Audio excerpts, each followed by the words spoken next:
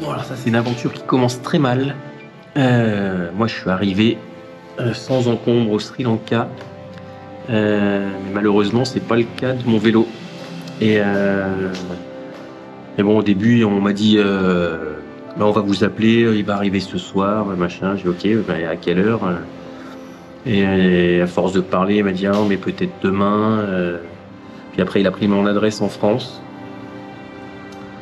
Et après, je lui ai demandé, mais vous savez où il est? Au moins, il est déjà, il est arrivé à l'escale à Mumbai et il m'a répondu qu'il savait même pas. Ce soir-là, pour mon premier repas au Sri Lanka, je n'ai qu'à choisir. Poulet ou poisson? Je choisis poulet et la surprise. On m'apporte une multitude de plats colorés et épicés, chacun plein de saveurs inconnues, prêtes à être découvertes. Du coup, tout s'est transformé en un festin inattendu. La cuisine locale, avec ses épices et ses arômes, m'a enveloppé d'une sensation de réconfort et de bien-être. Dans ce moment-là, à des milliers de kilomètres de chez moi, ce repas simple s'est révélé être bien plus. Il est devenu un premier contact chaleureux avec cette culture qui s'ouvre à moi et qui, sans que je m'y attende, m'a fait me sentir un peu chez moi. Ah, c'est très bon. Bon, je mets tous mes espoirs sur la papaye parce que le poulet il était quand même bien picante. C'était hyper bon en tout cas. Je me suis régalé.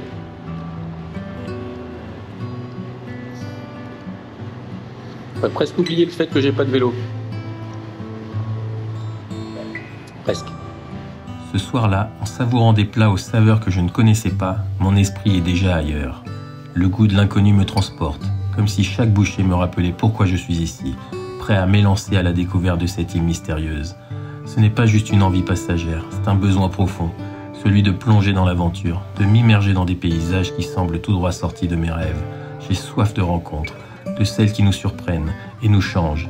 J'imagine ces visages, ces sourires et même ces silences partagés au détour d'un chemin.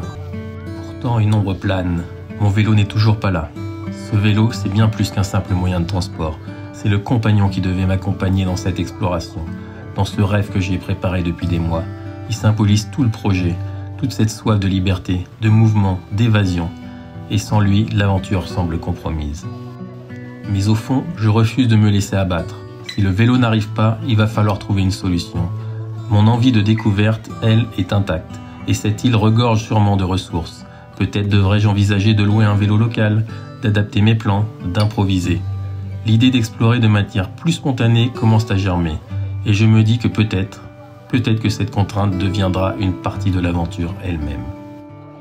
Chaque minute qui passe me rapproche un peu plus de l'inconnu, de ce que j'imaginais depuis des mois. Et même si tout ne se déroule pas comme prévu, cette quête d'aventure, ce besoin de liberté, ne cesse de m'appeler.